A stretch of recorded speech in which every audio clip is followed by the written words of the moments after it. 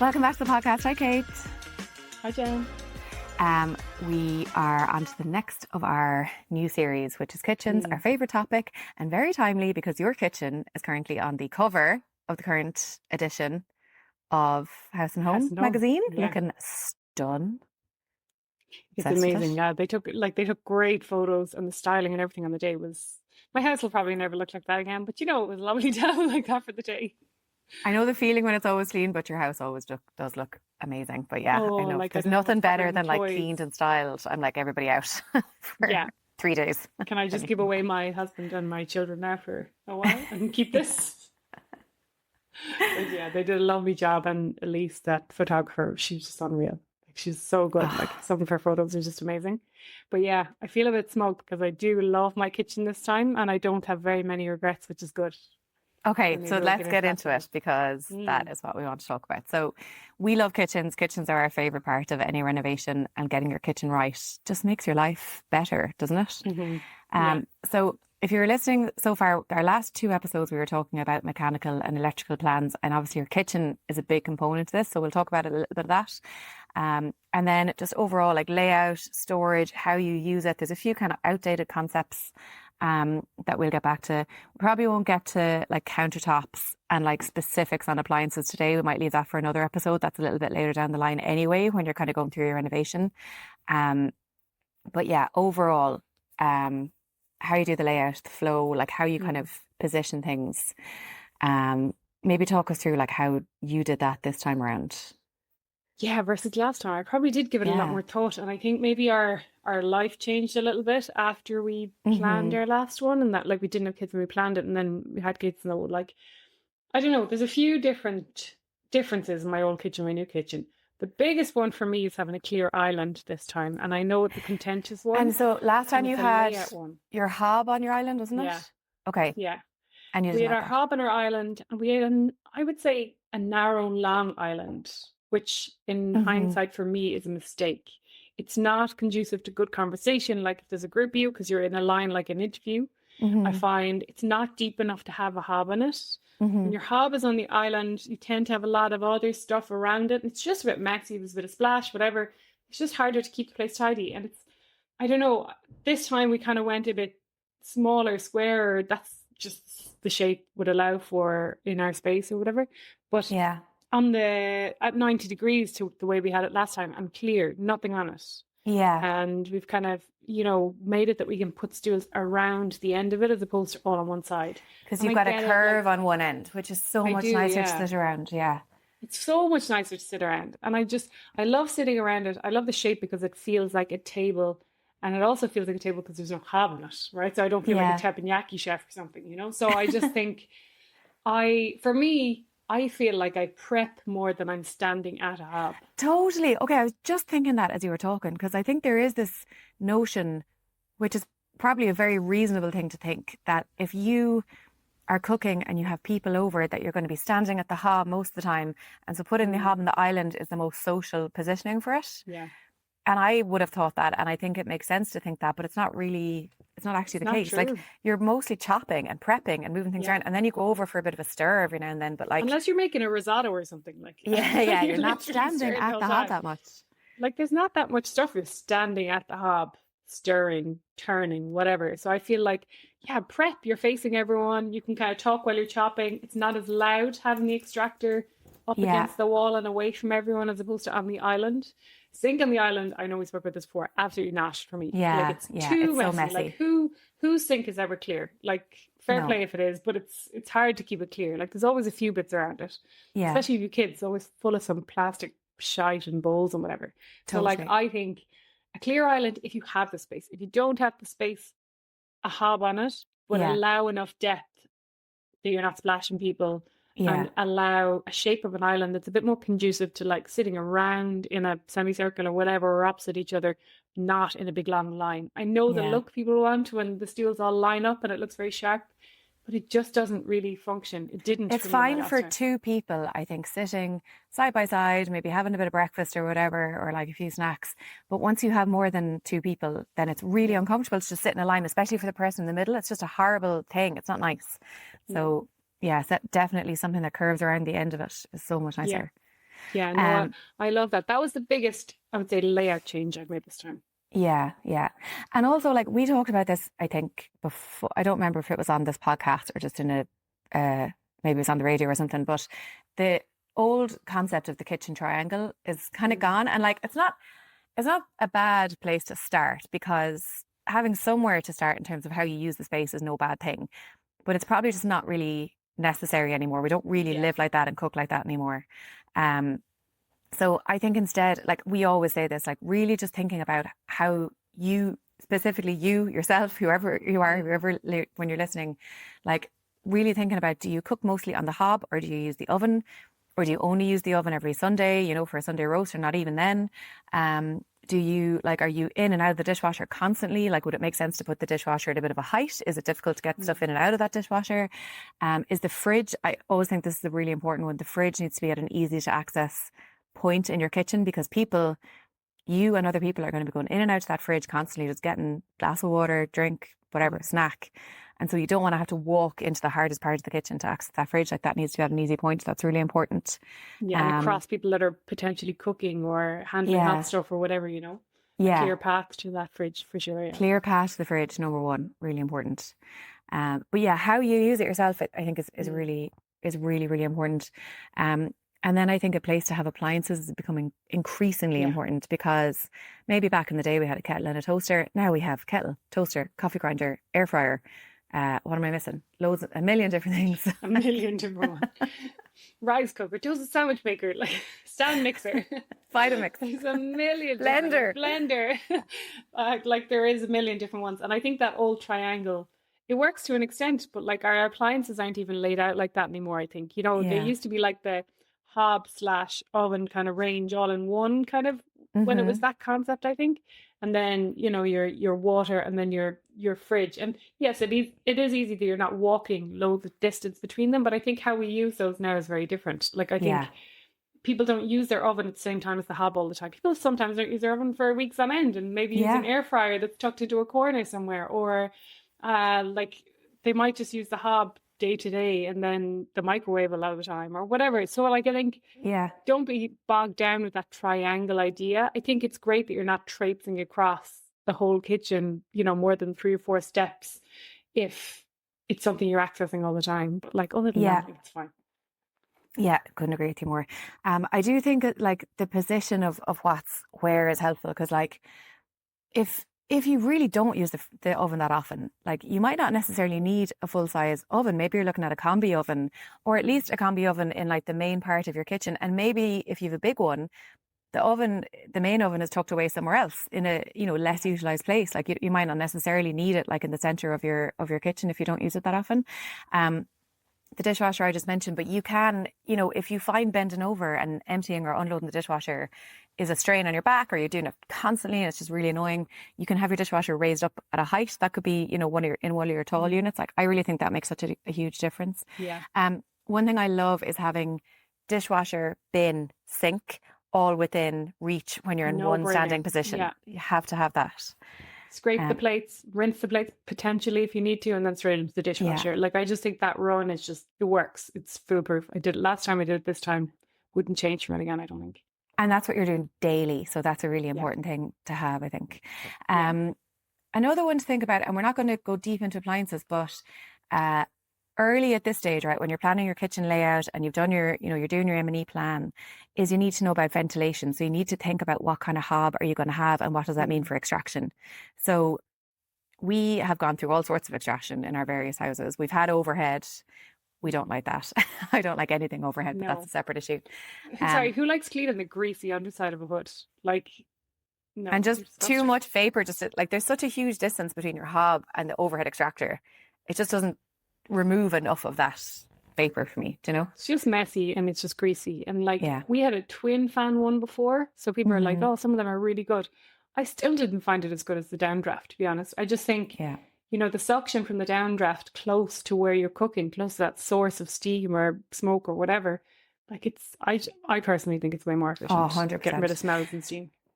And then, so what I have, we both had downdraft. We both had different types of downdraft. Now we have the same one, but what you can do, if you're getting a downdraft extractor, right, there's two ways of doing a ventilation. One is no ventilation at all. So it's a fully self-contained unit that has this charcoal filter in it. And you need to replace that filter about once a year. It's about €100. Depending on what kind of hob or model you have. But what I love about that one really works for me. I never, like, I don't know if you've ever smelled any kitchen smells coming into my house. And I eat like fish a lot. Like there's, it should, like, I put it to the test. But what I love about that fully self-contained one is that you can take that entire mechanism out of the hob and put it into the dishwasher.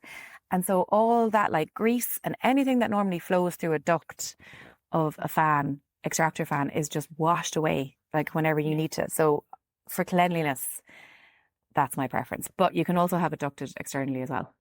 Yeah, I ducted externally in my last house. I didn't this time. So we were digging up floors, so we had the opportunity to kind of do big duct out. I thought it was the better option, but it's actually louder, I think, because the sound kind of echoes through that chamber, that duct. We also had leakage back in from outside when it wasn't properly closed in and kind of shielded off outside. Oh, I never thought of that, because it would. Yeah. Yeah, and like depending on the bends or the turns or the route out, I've heard a lot of people say it's very drafty. Oh God. So I never even thought of that. Yeah. So like you can get drafts back depending on the direction of the ducting and stuff.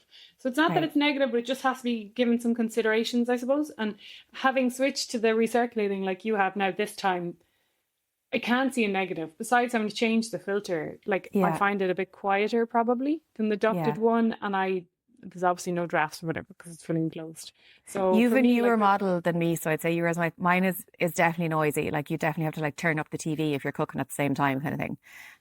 So I had the same model your last time, I think. Besides the ducting or not, but like it was the Puro or something. So this time we went with the X Pure, I think it's called. And the reason we went for that is the induction zones are usually like, I don't know, a little ring of 20, 25 centimeters, something like that. Whereas the X Pure has the whole right-hand side is an induction zone. So you can put a whole griddle pan down. So that's kind of why we did it. Yeah. So it's like you could use huge saute pans and it'll still hit the induction. And we also went for the matte finish. So the matte finish it doesn't scratch. Whereas last time I found I had a lot of scratches. Mine is a bit scratched. Now, it's nothing that annoys me. It's not scratched enough to annoy me. And I've had it like over 5 years. So it's grand. But no scratches would be amazing. Yeah, so that's my thoughts. Obviously there's some beautiful ranges, your whatever, kind of Cornu and LeCanche and all those beautiful, colourful ranges. Like it's different ball game. You just have to kind of consider that in the layout of your kitchen and how much space it takes up. And then the extractor overhead and all that kind of jazz, and whether you go induction or gas. And I know the romance around gas and stuff, but realistically, like induction works better than gas. I think well, there's going to be someone listening who's going to be screaming at us, being like, "No, you can never beat a spider burner." Yeah. And if that's how you feel, you should go for it. Like it's like I'm preference not matters. A gas burner, like every time I cook, like it's just not happening. Like I will speak to a range because in our family home at home we had for forever an agate that has lasted. Like I think these things are bomb proof. Like it's just lasted forever, and I think. That's kind of what I learned to like cook on and bake in, and it's very different because it's not precise. You kind of have to get to know your range and you have to understand its moods and know like there's obviously no fan in older agates, like the air doesn't circulate, so you need to know where like the hot zones are and the cold zones are. And also like we really leaned into it as the center of the house, so it did our heating and everything like that. So like you're leaning into a different lifestyle there, and there's nothing better or worse. You just have to decide, are you the kind of, like, I think if you're home a lot and if you've got a lot of kind of slow cooked meals on the go, kind of always something in the oven type of a person, then that could really work for you. And if you do have gas, like it is a pretty efficient way to heat your home. And that can be nice, but it's not something that I would go for because you like the look of it. And I know that you can get electric kind of ranges, and I know you can get induction ones and all that kind of stuff, but I just think they're two very, very different things.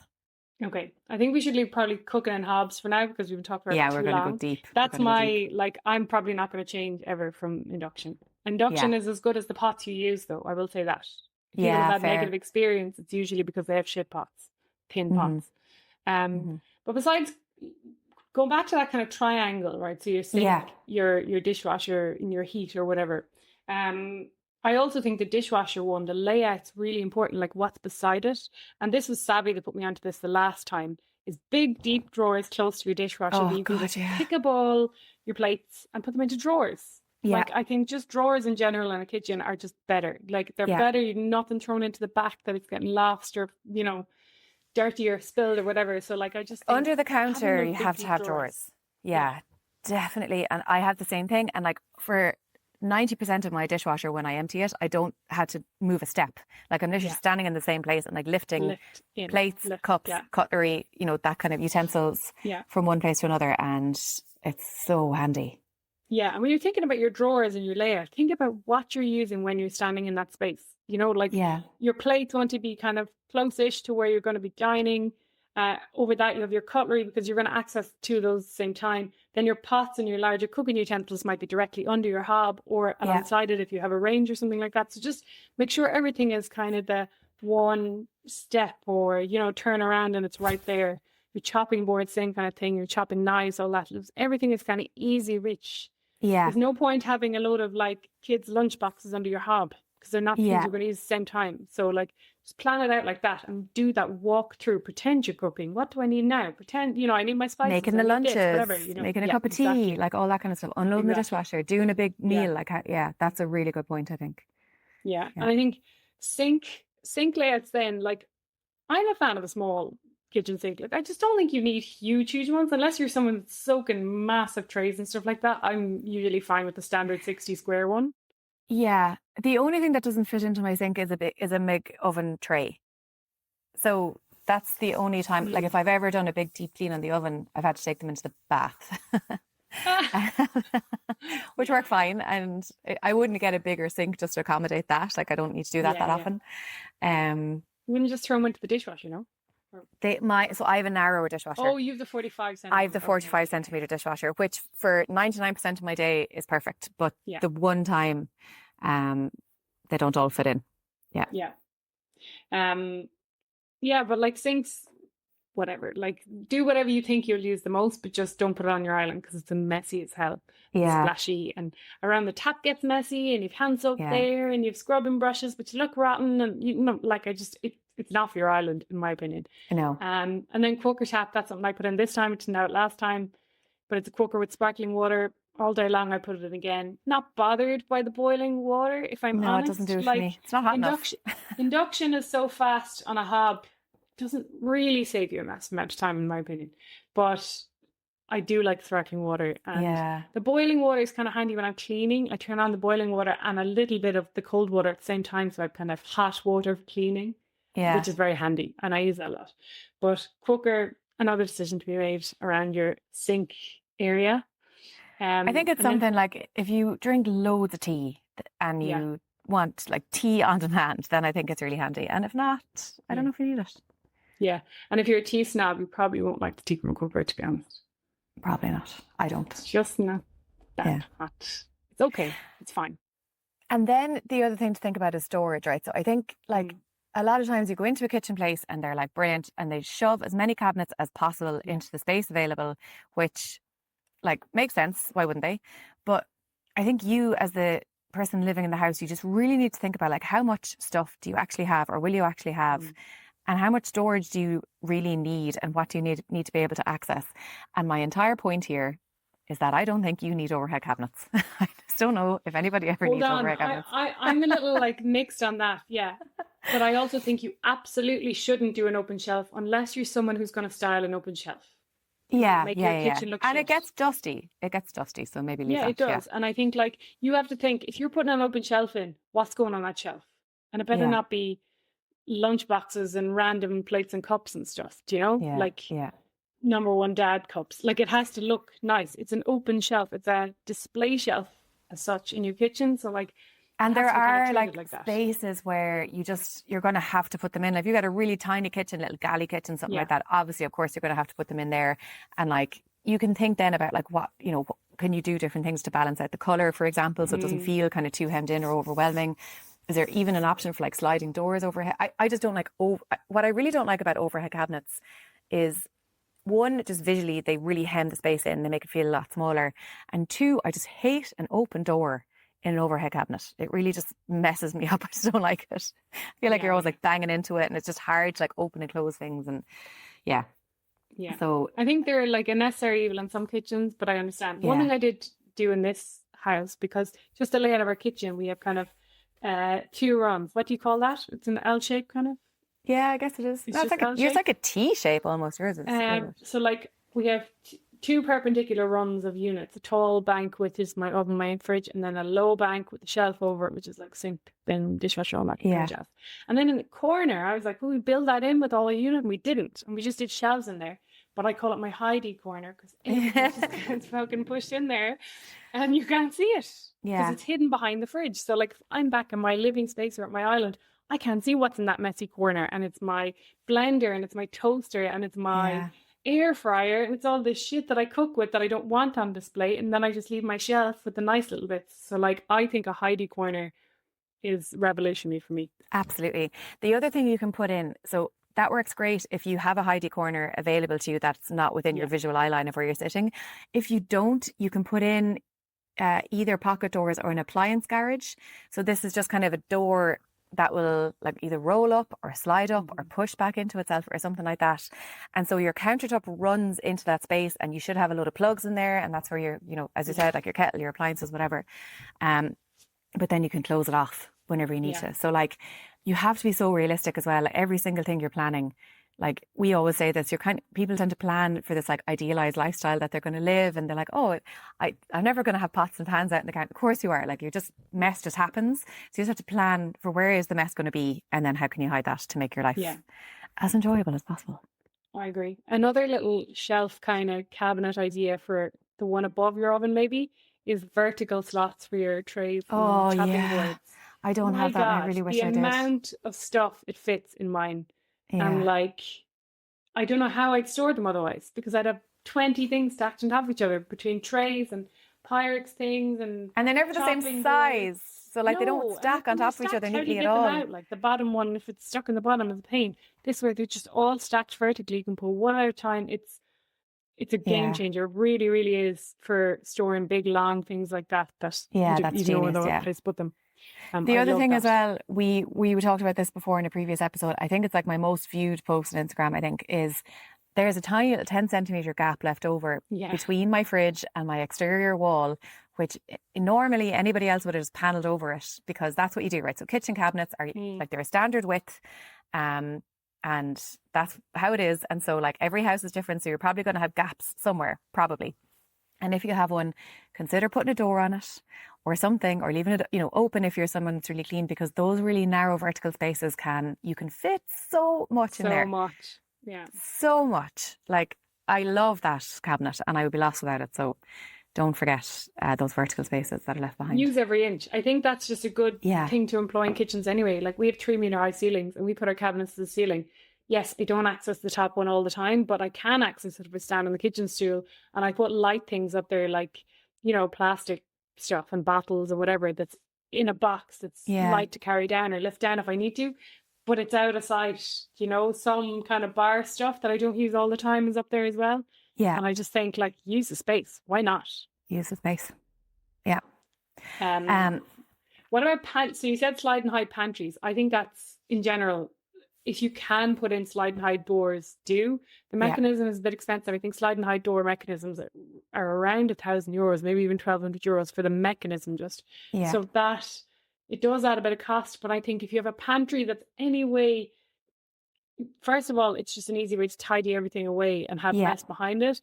But if it's anyway in a kind of a walkway or throughway or anything like that, like say my pantry is kind of a walk through from my hallway into my kitchen. Yeah. Like, it makes so much sense that those doors fold away. It's one of those spends that is absolutely worth it. So if you can afford to work it into your budget, definitely do. It's really worth it. You will not regret it. Yeah. I think it's just a no-brainer for me, I think. Yeah. So like, we do have to talk about like lighting and stuff, but I think that could be lighting and workshops, I think could be something completely separate by themselves. And we did cover lighting a little bit, but if you were to think about like your kitchen now, any regrets? And I'll tell you mine. No, I love it. I'm obsessed with my kitchen. You joke me. Nothing. I think, no, I really don't. I absolutely love it. There's nothing, like, I should say that I don't love having my sink on my peninsula, but there's nowhere else I could have put it. I Yeah, just didn't yeah, have the space for it, so I don't regret it per se. I also have a really deep peninsula that I love. Oh, yeah. no, I love my kitchen. I'm obsessed with my kitchen. Savvy would be the So word happy to with be it. that. Well done, Dawn. I'll tell you Yeah, my well old done, Dawn. house, what I regretted. I don't anymore because it's not my kitchen anymore.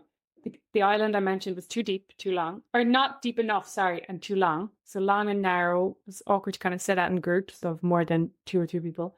And then the hob on the island, I don't know if it's a regret because I don't know if I would have fitted on the other run, but they were things that, I probably would have done differently. And then the other one is probably going with a colour that was maybe a bit bold because now I'm so sick of that colour green. I never want to see it again in my life. But yeah, it was probably a bit of a statement. And I don't think I'd make that statement again in terms of like a colour, a painted colour. Yeah. I'll tell you the things I love, like the opposite of regrets, is that the pocket doors, so somewhere to hide the mess, is massive. I went for extra sockets as far as I possibly could. That, like, I really am delighted about that. What else do I love? I'm delighted with no overhead cabinets and the downdraft extractor. I would do that all day long again. And going floor to ceiling, so a full wall of floor to ceiling. I think that's why I was able not to have overhead cabinets then in the other wall. Yeah, I think floor to ceiling is a key one. And one thing in our last, we boxed out the back of a kind of a butler's pantry. Yeah. Just because we had that extra depth to kind of flush out the wall. In hindsight, like, we should have used that full depth for something, like anything, whatever. It's better to just have the space than box it out and waste it. Yeah. So I feel like that was a bit of a regret for me. And this time, we literally built all the way around the old chimney breast. So we used every single bit in our coffee dock and put in a tiny little sink in there to wash my milk pitcher out after I make coffee and stuff. So that's something that I kind of regretted. And one regret from this kitchen, one tiny, tiny regret, I haven't found anything else that I regret yet, is I didn't put in a crap drawer this time. Oh, did you not? No. I have no drawer for throwing shit into, when you come into your kitchen. So I have a basket kind of on the countertop as you come in, on the kind of display open cabinet. But that's probably a little bit of a miss. I didn't think of it. Where do you put your mess? You have to design for your mess. That is the key to life. Design for your mess. You're going to be messy. Work around it. Yeah. Okay, I think we could do a bigger, we'll leave it here for today. I think we could do a deep dive into appliances and worktops, a bit more maybe on lighting. We can probably go for, and just budget, a quick note on budget as well. Like when you are thinking about your appliances, you probably need to leave like 30% on top of your kitchen cost, usually, is what your appliances are going to cost. Is that about fair? Yeah. Yeah, probably fair, yeah. How much does the kitchen cost? Nobody can answer that. Only you can answer that question. No. I mean, it can be anything from like 10 grand to 100 grand. Yeah. Like literally. Only you can answer that. You have the control over that, I think. Yeah. Okay. That we will leave that one there, and we'll do a deep dive on appliances and countertops soon. So we will dive into that. Bye. If you found this episode helpful, please hit subscribe, give us a few stars, and best of all, send it to someone else who you think would like it so they can subscribe too. Thank you.